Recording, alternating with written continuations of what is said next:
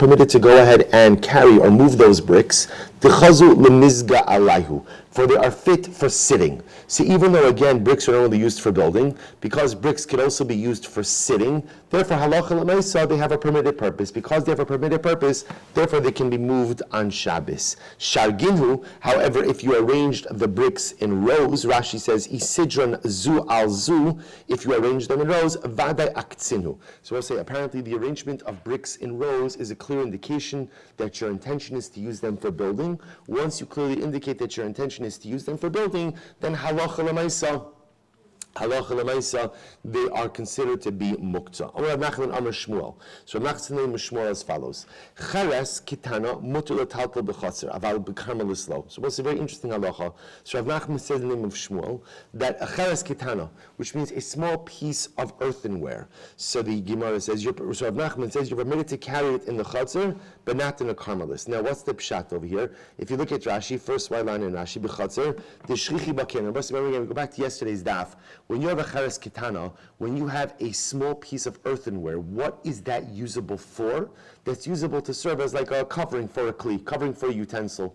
So where would such utensils be found? So Rav Nachman posits, ultimately they would be found, or Rav Nachman and Shmuel, they would be found in a chutzner, but they would not be found in a karmelis. Rav Nachman didei amar afilu b'karmelis. Rav Nachman himself says you could even move a cheres kitana in the karmelis. Even in the karmelis, aval b'rishus harabim lo, but not in the rishus harabim. The Rava says afilu b'rishus harabim. Rava says even in the rishus harabim. Now we'll say, what's Rava's logic?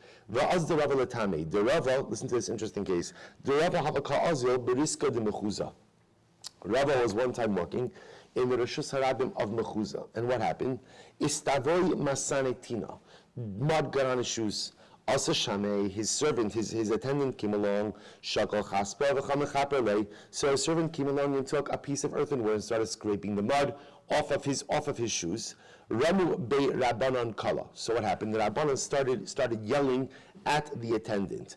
Amar lo mistaya dolo gemiri migmar nami megamri. So again, Rava said, it's bad enough that you didn't learn properly, but apparently you're not teaching properly as well. So the Gemara says, if this was in a chatzar, would the shard not be enough in order to go ahead and cover a utensil? Hachanami, so too over here, chazya lididi. So we'll say ultimately again what Rava's saying is like this. Rava's logic is, once an item is a utensil, it's a utensil. And there's no such thing as an item being a utensil in one rishus and not being a utensil in a different rishus. So once you're a utensil, you're a utensil. So therefore, once the shard is considered to be a kli, because it can be used to cover other kalim in the rishus harabim, or for example, in a chatzar and a karmelis, so ultimately again, it can be used to go ahead and it has a designation of a kli in other areas as well. Amar Yehuda Amar Shmuel, Megufas chava shenichsisa mutar taltal b'Shabbos. If you have a covering of a barrel that was broken, or that literally again smashed, you are permitted to go ahead and carry it on Shabbos. We have a brayso that supports this. Megufa shenichsisa hi ushvareha mutar taltal b'Shabbos. Ultimately, if you have a top of a barrel, covering of a barrel, and it broke, so both the covering as well as its shards can be moved on Shabbos. But what should you not do? So you're say sometimes if you had a shard, so what you would do is you would go ahead and smooth it out, round out the edges in order to make it a more usable kli. So the Gemara just says you can't do that on Shabbos. You can't do that on Shabbos. So the Gemara says, or smooth it out in order to go ahead and support the legs of the bed. But once you go ahead and you take the shard and you throw it into the garbage, aser. Right, then ultimately, again, it is muktzah. Which I will say, what's the logic there? The logic there is apparently once you go out and you throw it into the garbage heap, that clearly indicates that you have no intention to use it. Once you have no intention to use it, then it becomes muktzah. Maskif l'rapap, I always want to say that doesn't make sense. But so imagine the following case. What happens if a person went ahead and took their garment, you took your cloak, and you threw it into the garbage? Would we say that the act of throwing the cloak into the garbage renders it muktzah?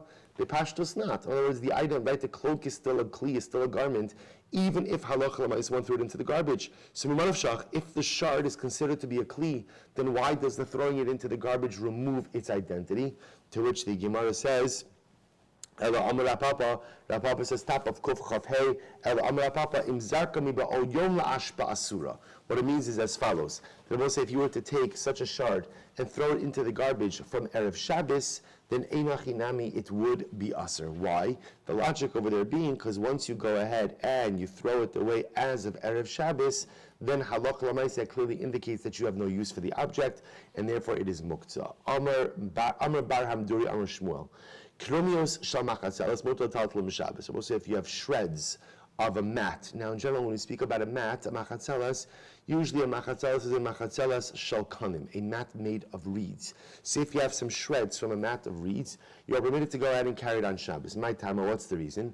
Amar Rava bar hamduri asabrali machatzelas gufa lamay chazia, because again, what is the mat itself used for? L'chasui ba'afra. A mat was normally used to go ahead and cover up dirt. Haninami chazion l'chasui b'hutinofes. Therefore, again, these shreds are also fit to go ahead and cover up dirt. So the idea is, we'll say, even a piece of a mat ultimately, again, has the identity of a mat because functionally it serves the same purpose. Amar B'Zeir Amarav, Shiuri Pruzmios. Also taltlin b'Shabbos. So we'll say shir prismios are pieces of a talus. Person has a talus shreds. You cannot go ahead and move it on Shabbos. Amra Abaye, so asla taltlin. Amra Rashi says over here, shir prismios talisos, kid amra b'sukkah, rama talchilta fine. So the Gemara says, Amra B'Zeir Amarav, shir prismios also taltlin b'Shabbos. Amra Abaye, b'matlonios she'im b'han gimel al gimel lo chazina lo lani v'lo rashirim. So Abaye says, when is that true? That the shreds, the leftover pieces of a talus, will ultimately be muktzah. So that's only if it doesn't have three gimel al gimel. Because if it doesn't have gimel al gimel, then halacha l'maisa, such a garment is considered to be insignificant for everyone, for ashirim, for aniyim, and therefore halacha l'maisa, will be muktzah. Tana Abana, both continuing on the topic of muktzah. Shivrei tanur yashan. So we'll say if you have a broken shard, shivrei tanur yashan, so you have the broken shards of an old tanur. Then we'll say you'll see why the Gemara talks about over here an old tanur versus a new tanur on a very simple level. A new tanur is an oven that has not yet been fired up. In terms of tanur making, so apparently the final stage of completing a tanur is when you go ahead and you fire up the oven. So a tanur yashan is one that has already been used. A tanur chadash, which we'll get to in a little while, is one that has not yet been fired up. So says the Gemara, tanur abana shivrei tanur yashan hari kechol hakei l'mani talim b'chatz to Reb Meir. So Meir says that the broken shards of an old tanur are like all other utensils that can be carried in a chatzir. These are the words of Rabbi Meir. Rabbi Huda Omer, Eini Talin. Rabbi Huda says, no, the shards of an old tanur cannot be carried on Shabbos. Hated Rabbi Yossi, Mishram Elazar ben Yaakov. So Rabbi Yossi testified in Elazar ben Yaakov, Ashirvei tanur yashan sheni talin b'Shabbos. So let's listen to this. So Rabbi Yossi gave testimony in the name of Rabbi Elazar ben Yaakov that the broken shards of an old tanur can be carried on Shabbos. Va'al kisuyav, and on the cover of a tanur. Rabbi says it's actually very important. You know, when we think about a tanur, you think about your current day oven. That's not the oven that Chazal were talking about. The tanur, we're going to see this a little bit more explicitly later on, but the tanur, that there was actually like a cylinder. Was a cylinder that was put on top of a fire. That was the tanur. Again, it was often made out of earthenware. So the idea over here is that the tanur often had a kisui, a cover. So to kisuyav she'ino tzarech beis yad. So the Gemara says, and also he testified that the covering of a tanur could be moved even if it doesn't have a handle. So we'll say, so leaving aside the covering for just a moment, what's the nature of the machlokas about the shivrei tanur yashan, right? So what are they arguing about? When they argue regarding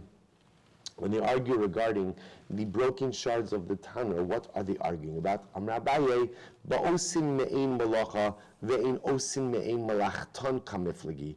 Vaz Rabbi Hudlo tamei ve'mereta. Well, so this goes back to yesterday's machlokes. If you remember again, yesterday we had a fascinating discussion where we spoke about the following idea. What happens if you have a kli that breaks and the shards are usable, but they're not necessarily usable in the same capacity as they were when they were part of the original kli.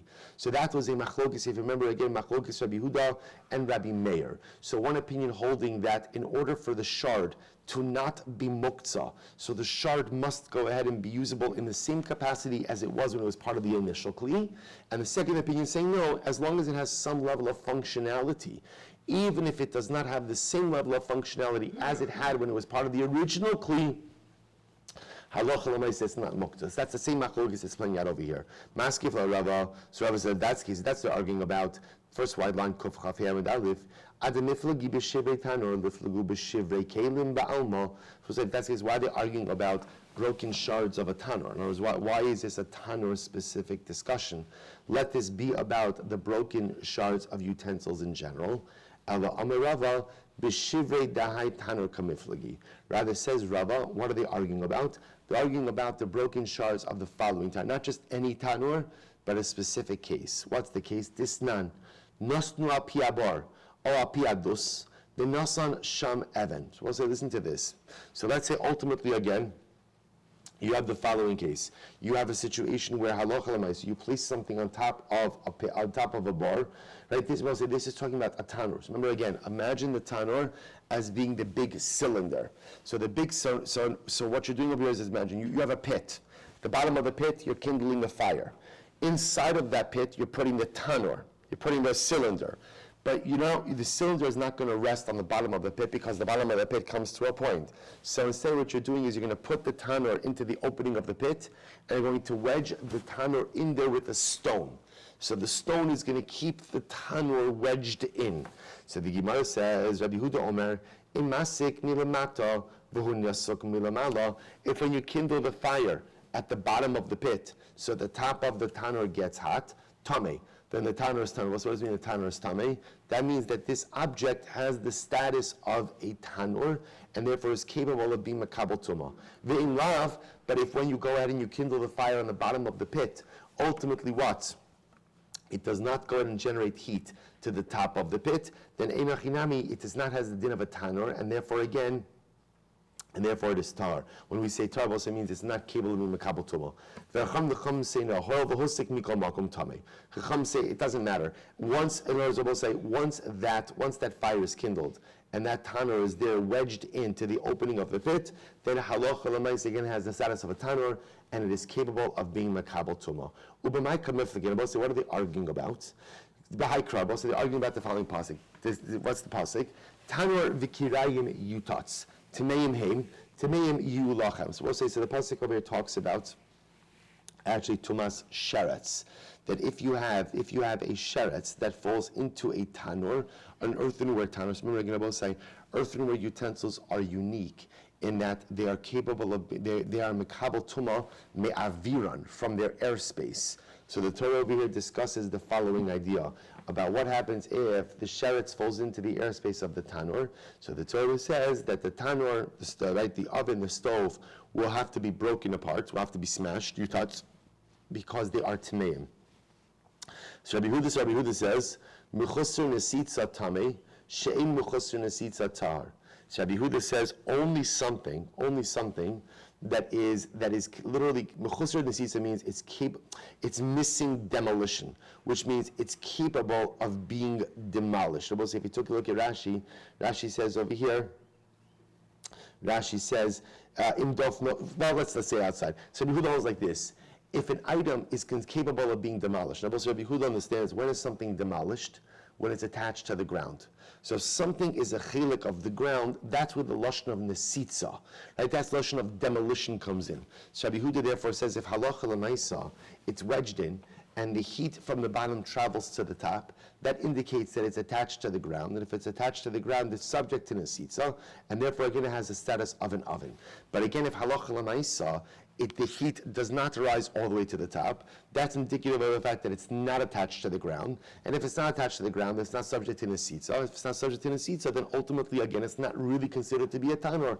And if it's not really considered to be a tanur, then it's not makabel tumah. For Rabbanan savri, tameim yulachem mikol makom. The Rabbanan saying, no. The extra lashon of tameim yulachem, it should be tameh, is kind of like a catch-all phrase. and therefore comes to include everything. You see, even if you have a tanur that is attached to the ground, but halacha l'maaseh again, the tanur itself does not conduct heat all the way to the top, so the Rabbanan will say that still has the din of a kli, and halacha l'maaseh will be makabel tumah. To which the Gemara says, "V'Rabbanan ami haksiv yutatz." But what do the Rabbanan do with the phrase yutatz? Hahu leidach gisa. So we'll say the Rabbanan actually use that in a reverse way. The sagadai tramina kevan dechabri be'ara kigufa de'ara dami.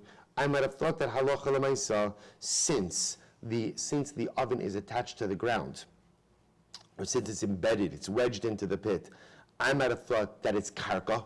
And I will say, remember again, karka is not mekabel tumah.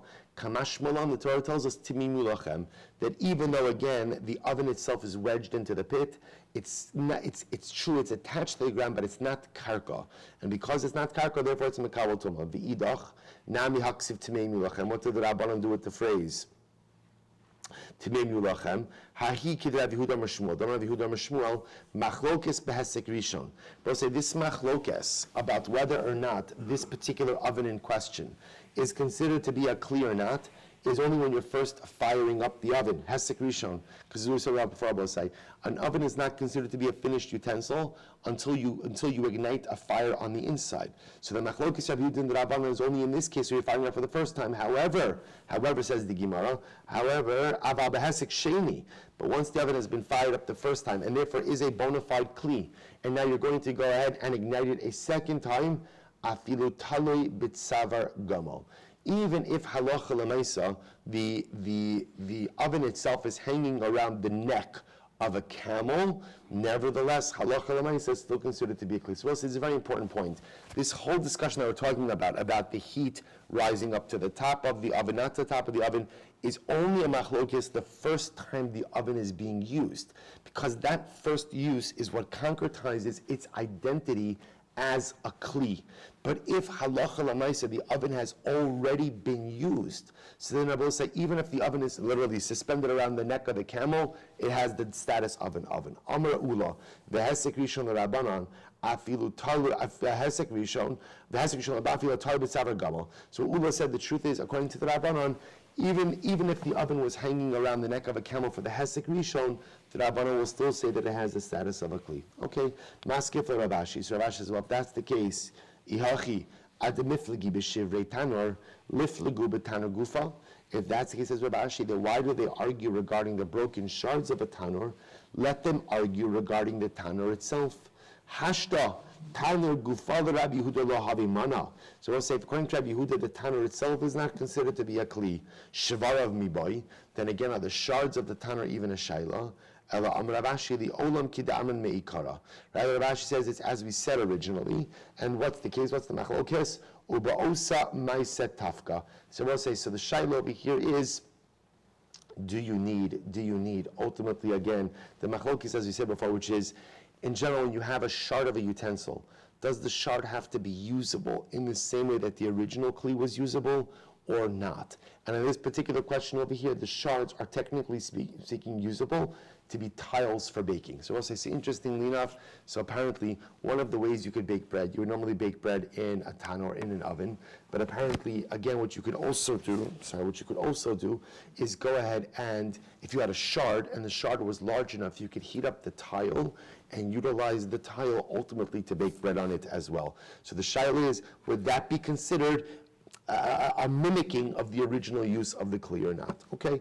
Rabbi Meir, it says, according to the words of Rabbi Yehuda, he says as follows: Lididi afilu ba'osin me'in melacha. So Rabbi Meir says like this: according to me, when you have shards of a utensil, as long as those shards are usable for something, even if they're not usable for the same exact melacha that they were usable for when they were intact, that's good enough. However, Rabbi Yehuda eladidach odi limiha de chahai gafna melachtohi. But Rabbi Yehuda, remember this. So Rabbi Meir holds in general that, and this is very important machlokes, and he holds that when you have a shard, as long as that shard is usable for something, it's not muktzah. Even if the something is not the same melacha that it was usable for when the kli was intact, it's still not muktzah. That's called the usable kli. Rabbi Yehuda, on the other hand, holds that no. In order for the shard not to be muktzah, it has to be usable in the same way in which it was when it was part of the original kli. So Rabbi Yehuda says to Rabbi Yehuda, at least admit to me in this case where the tanur breaks apart and the shards are large enough to do what we'll call tile baking, for lack of a better term. So at least admit to me in that case that you would agree that the shard is not muktzah because it's still usable for tile baking. But Rabbi Yehuda will say, no, it's not. Why? Hasam has seko mi bifnim, hacha seko mi bachutz. But Rabbi Yehuda will say there's a fundamental difference. When you use an oven, the fire is on the inside of the oven. When you use a tile, the fire is what? On the outside of the tile. Hasam mu'umad, hacha lav mu'umad. There in an oven, when you bake the bread is standing up. We'll say, what does it mean standing up? Remember how they would bake bread in Talmudic ovens? Right? They would go ahead and they would put the bread on the side. They would take the dough and attach it to the side of the oven. On a tile, it's obviously laying down. So we'll say this is really quite fascinating, because what you begin to see over here is Rabbi Yehuda really requires me'in melachta rishona.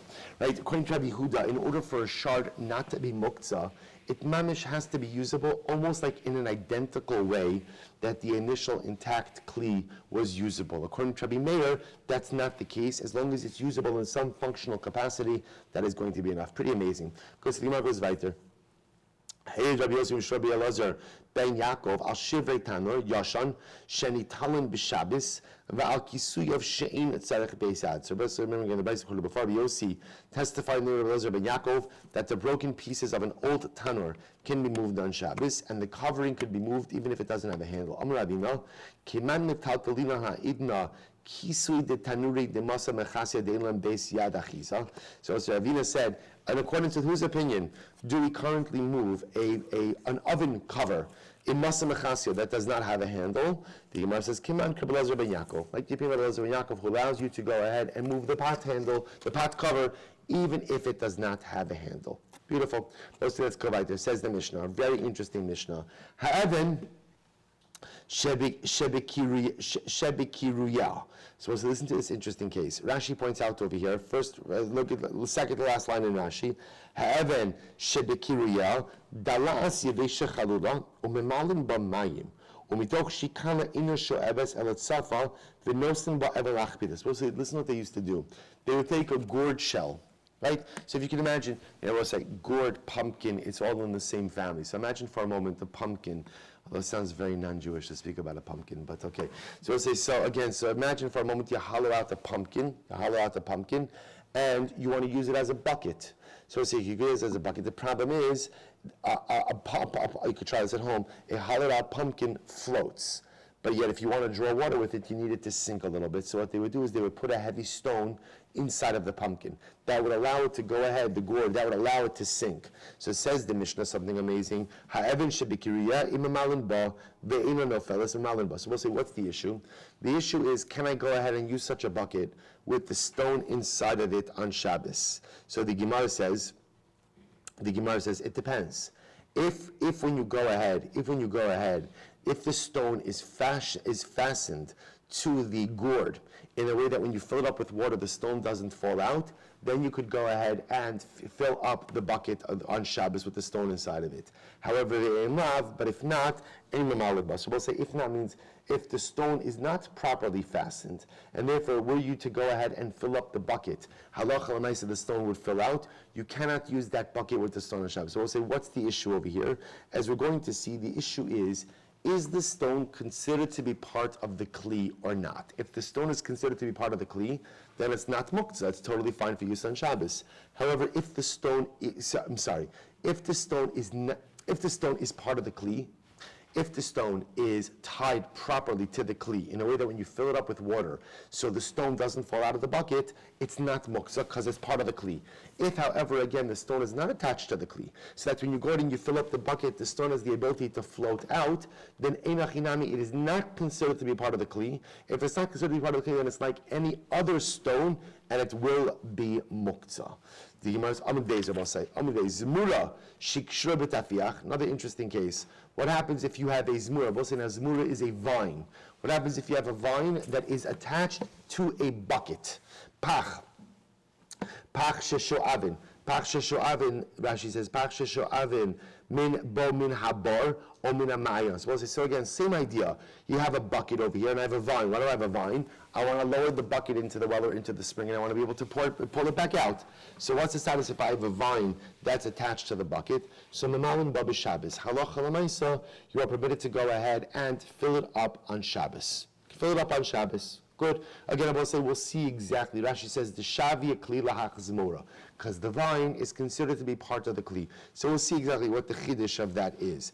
Paka kachalon or pekak kachalon. I will say that's very interesting. Shutters. So what happens if you have pekak kachalon? You have shutters. So says the Gemara. Belazar Omer bizman shu kashur v'talui. Pokikin bo. So we'll say, so the shayla we're going to get into it. We'll see this much more in tomorrow's daf. This is going to be tomorrow's sugya. But the interesting shayla over here is the ability to shutter and unshutter. So we'll say, so just imagine this for a moment. When we think about shutters, we think about shutters. I know that's very helpful, right? We think about things that kind of lay flush against the house and you could turn them in. Their shutters were not like that. Their shutters are both say were put in and taken out. So the Gemara says as follows. So pikaka chalon, if you have shutters, or belazar omer, bisman shu kasher v'tali pokikin bo. If the shutter is tied to the house or tied to the window, and I will say, and tali means that when you pull out the shutter hangs. The shutter hangs. Again, we'll define the parameters of this. Then enach inami pokikin bo. You could put in and take out these shutters on Shabbos. Vein love. But if not, in pokikin bo, ultimately you can't use them on Shabbos. So we'll say is we're going to see, essentially what it comes down to is as follows. When can you use the shutters on Shabbos? When can you shutter and unshutter? That's the right word. When the shutters themselves are part of the existing structure. But if the shutters are not part of the existing structure, then what? Putting them in and taking them out is a problem of binyan and stira, building and demolishing. So again, we'll see this more in tomorrow's Gemara. The Chum say, no, benkach or benkach, whether ultimately the shutters are attached and hang or aren't attached and hang, pokik and bow. Halacha l'maisa, you can go ahead and put in and take out the shutters on Shabbos. Again, we'll see the parameters of that machlokes in Eretz Hashem tomorrow. So we'll say, says the Gemara, Tinan Hasam. We learn there, Evan Shalpi Achalis. So it's an interesting case. What happens if you have a stone on top of the barrel? Stone on top of the barrel. So we'll say, now what's the problem? The problem is the stone generally is muktzah, but I need the wine in the barrel. So what's the halacha? So mata al tida v'hinofelis. I could tilt the barrel on its side, and the stone falls off on its own. So we'll say, so again, remember again, we've seen this concept before, right? This is the concept of tiltul min atzad, indirect movement of muktzah, which is permitted under many circumstances. So Amar Rabba, Amar Rabbi Yami, Amar Rabbi Yochanan, lo shana ela b'shocheach. When is that true that you could tilt the barrel and move the stone off of it? That's only if you forgot the stone on top of the barrel on Erev Shabbos. Ava b'maniach, but if you went ahead and intentionally placed the stone on the barrel on before Shabbos, the barrel then becomes a basis, and once the barrel becomes a basis, then halacha l'maisa, again, you cannot move the basis on Shabbos. So I will say, this is Rabba's interpretation of the opinion of Rabbi Yochanan. When can you go ahead and tilt the barrel to remove the stone? That's only if you forgot the stone there. If you forgot the stone, then again, you could go and tilt the barrel. But if you intentionally place the stone, there, then what? Halacha l'maisa, the barrel becomes a basis. Once the barrel becomes a basis, the barrel cannot be tilted. Says the Gemara, Rabbi Yosef, Rabbi Yochanan, but Rabbi Yosef says in the name of Rabbi Yochanan. So also remember here, it's a machlokes Rabbah and Rabbi Yosef about the position of Rabbi Yochanan. Lo shan ela b'shocheach. When is it so that halacha l'maisa, you could tilt the barrel in order to go and remove the stone? That's only if you forgot the stone there. But Rabbi say, listen to this. According to this interpretation of Rabbi Yochanan, if you intentionally left the stone on top of the barrel, na'aseh kisui lahachavis. The stone actually becomes part of the cover of the barrel. And I will say, watch this. Once the stone becomes part of the covering of the barrel, then what? Then halacha l'maisa, it could be moved directly. You don't have to tilt anything for it to roll off. In other words, once the stone becomes part of the covering, once it becomes part of the covering of the barrel, then it could be removed even by hand. So we'll say fundamental machlokes in Rabbah and Rabbi Yosef about the position of Rabbi Yochanan vis-a-vis a stone on top of the barrel. Amar Rabba. So Rabba says, I know that there's a problem with my interpretation. What's the problem with my interpretation? Mosvinan ashmaitin ha'evan shebikiriya memalin ba ve'enon ofeles memalin ba. So we'll say, so Rabbi says, look, I know there's a problem with my interpretation of the Mishnah. What did the Mishnah say? If you have a hollowed out gourd that you want to use as a bucket, and you have a stone in there to weigh it down to allow you to draw water, so what does the Mishnah say? If halach when you draw water, the stone doesn't come out, i.e. the stone is properly fastened to the gourd, then you could fill up with it. But if not, you can't fill up with it. So we'll say, so why is this? Why is this a shaila? So we'll say, so remember again, what this shows, says Rabbah, is that when the stone is fastened to the gourd, then what? The stone becomes part of the kli. So Rabbah says, I recognize that this is a problem in my interpretation. Because what I'm suggesting is that according to Rabbi Yochanan, the stone never becomes part of the kli. But yet the Mishnah teaches me that the stone can become part of the kli, to which Rabbah will then say, Veloi, but it's not really a problem. Why? Hasam kevan dahatka shav yadofen. But in the case of the Mishnah, remember again, the stone is being fastened to the hollowed out gourd. So because the stone is being fastened, that's why it becomes part of the kli. But by the case of the chavis, the stone is not being fastened, the stone is just simply being placed on top. So the Gemara says, Amar Rav Yosef says, Umosfinan ashmaitin, I know that there's a problem with my interpretation as well. In lav, ein memalin ba. Because remember again, what does the Mishnah say? The Mishnah says that if the stone is not fastened to the gourd, then einachinami, you cannot go ahead and fill up use the gourd with the stone in on Shabbos. And Rashi says, and also Rabbi Yosef says, what do you see from the Mishnah? That the mere placement of the stone inside of the gourd does not make the stone part of the kli. And yet Rabbi Yosef is saying, I'm interpreting it, that if you intentionally place the stone on top of the barrel of Shabbos, the stone becomes part of the cover. Velohi, but it's not really a contradiction. Hasam, in the case of the Mishnah, kevin de lo hatka batuli batla. Ultimately, I will say, once you did not go ahead and fasten it to the kli, halacha lemaisa, you really intentionally, so you will say, in the case of the gourd bucket, really, if you wanted to make that stone part of the kli, you would have fastened it. The fact that you didn't indicates that actually you don't want that stone to be part of the kli. So I might come with the so we'll say, what are they arguing about? So we'll say, so here we have over here the machlokes, Rabbah and Rabbi Yosef in the opinion of Rabbi Yochanan. And the shaila is, what do you do with, you come Shabbos, you want to get wine out of your barrel, there's a stone on top of the barrel. So what do you do? So we'll say, so Rabbah will say, everything depends. If you forgot the stone there, no problem. Just tilt the barrel, the stone could come off on its own, Shalom al Yisrael. But if you intentionally place the stone there, then Allah said the barrel becomes a basis. Once it becomes a basis, it cannot be moved on Shabbos. Rabbi Yosef, on the other hand, says no. Halacha l'maisa, you could tilt it if you forget it, but if you intentionally place it, it actually becomes part of the kli. And once it becomes part of the kli, then halacha l'maisa, you could actually move it by hand on Shabbos. To which the Gemara says, "B'may kamiflagi." So what are they arguing about? We'll say, right, what is the nekudas hamachlokes over here? Mar savar ba'inan maisa, umar savar lo ba'inan maisa. One opinion holds that you need a maisa. So I'll say, one opinion holds that you do not need a maisa. And I'll say, now what does that mean? So the Gemara says, listen to this. Pam achas, we'll say, so the shaila really is as follows.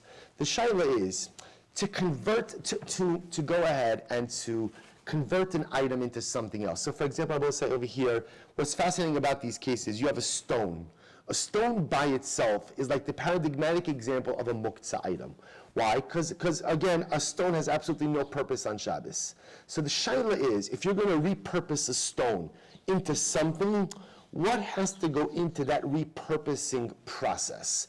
Do you need a dramatic maisa or not? And when I say dramatic maisa, what do I mean by that? For example, let's say in the case of the gourd, in the case of the gourd bucket, do you need to tie that stone to the gourd bucket? Do you need to tie the stone to the top of the barrel? So what kind of maisa do you need in order to convert an item that is inherently muktzah to inherently usable on Shabbos? Here we go, this is incredible. So the Gemara says,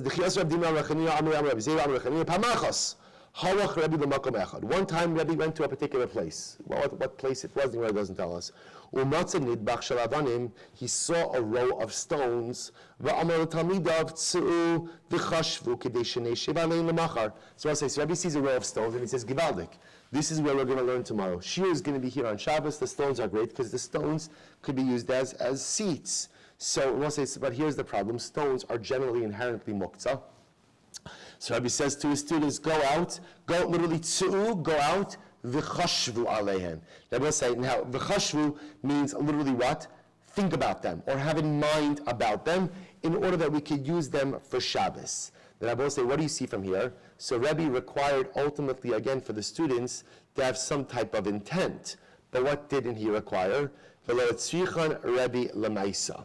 So Rebbe required some type of intent. What didn't he require? He didn't require a maisa. As Rebbe say, it's not like he told the students to go ahead and what? Go and arrange the stones. He just said go and have in mind, have kavanah that we're going to use these stones to sit on tomorrow. Rabbi Yochanan says, Hitzrichan Rabbi Lemaisa. Rabbi Yochanan disagrees. So we'll say there's machlokes in the story. Rabbi Yochanan says, no, Rabbi required a maisa. Rabbi required the students to do something. My amalahu. So my amalahu Rabbi. So the Gemara says, I'm sorry. My amalahu Rabbi Ami Amar Su'u v'lamdum. So we'll say, so according to Rabbi Yochanan, who says that Rabbi required a maisa. So the maisa again, what maisa did Rabbi require? What did Rabbi tell the students to do? Amar Su'u v'lamdum. He told them, go out, Rashi's lamdum, sidru osam. Go and arrange the stones. So according to Rabbi Yochanan, Rabbi didn't just tell the students, go have in mind that we're going to sit here tomorrow, but what? Rabbi Mamish had in mind that he told the students, go and arrange the stones that we're going to use. And so says, you hear the machlokes over here? So when you have an item that is inherently muktzah on Shabbos, but you want to use it on Shabbos in a permitted way, so how do you transform the identity of that object? Does it require a maisa? Or does it just require machshava? So we see it's a machlokes over here, mamish, in this episode of Rabbi Itmar, Rabbi Yossi ben Shaul Omer, suar shel koros haba. In fact, it wasn't a pile of stones, but in fact it was a pile of beams. A pile of beams, right? So Rabbi came upon a pile of beams, and ultimately, again, he says to the students, go have in mind, or go do something with those beams so we can use them on Shabbos. Rabbi Yochanan ben Shaul Omer, goshush shel svina. It wasn't a pile of beams, but Rabbi will say it was the pole for a boat. I don't know what the technical term for this is, but like, if you have a boat, so you have that long pole to measure the depth of the water. So have in mind that we're going to go sit on that. Mandam goshush koshkin. So the one who says that it was the pole of a boat certainly would be okay with interpreting as a case of a pile of beams. Umandam suhar aval goshush kapli. The other one says no, it could have been that it was a pile of beams, but apparently the boat pole is something that's very expensive, and a person would not normally use that for any other purpose, even for sitting. So we'll say, so what comes out of it, and again we're going to continue in this discussion, but this is the yisodistic issue. When you have an item that is inherently muktzah, pile of stones, a stone on top of the wall, pile of beams, and you want to convert that into something usable on Shabbos, and you could use it in a permitted way on Shabbos, you want to sit on it, what do you need in order to convert the object? Is it enough ultimately to go ahead and have machshava, or do you need a maisa? And I will say, that is mamish the machlokes that's unfolding over here. I will say, I just tell you, there's an incredible hashkafic underpinning to that as well. I will say, you understand what the machlokes is? You hear what the machlokes is? Hear what the machlokes is? The machlokes, I will say, is how do you affect change? How do you affect change? Does real change require a maisa, or does real change require a machshava? Is machshava enough to affect real change, or do you need a maisa to affect real change? That's the machlokes. One opinion says, I don't care what you think, doesn't matter what you think, do something. Whatever you think, as long as you're thinking, you're still the same person. Do something different. Action affects change. And the other opinion says, no, even machshava affects change. Even machshava, even a change of your thought affects change, even if your maisim, your action, don't affect the change. So we'll say, who's correct? So by Hilchos Muktzah we'll see. But we'll say, by Hilchos Shuvah, who's correct? Who's correct? So halacha l'maisa, even a change of machshava, even machshava affects change. We'll say, we know this, Gemara Seches Kiddushin says, a man says to a woman, Hayat mikudeshes li amanasha ani tzadik gomer. Right, the man says to a woman, become mikudeshes to me, on the condition that I'm a complete tzaddik. It's a good line, by the way. I don't know if anyone's ever tried it, but it'd be interesting to see what may have happened with a line like that. So we'll say, what does the Gemara say? Mikudeshes, afa pishu rasha gomer. Person, right, the woman is mikudeshes, even if what? Even if he's a rasha. Why? What does the Gemara say? Shemahirher tshuva belibo. Because maybe the person did tshuva in his heart. So we'll say, so by Hilchos Muktzah, it's a machlokes. How do you affect change in an item? Is it ultimately, again, machshava, is it thought, or do you require maisa? But I will say, Baruch Hashem. By Hilchos Tshuva, there's no machlokes. By Hilchos Tshuva, even a change in your mindset, even a change in your machshavas, ultimately affect change. We'll say, good, let's go back there a little bit.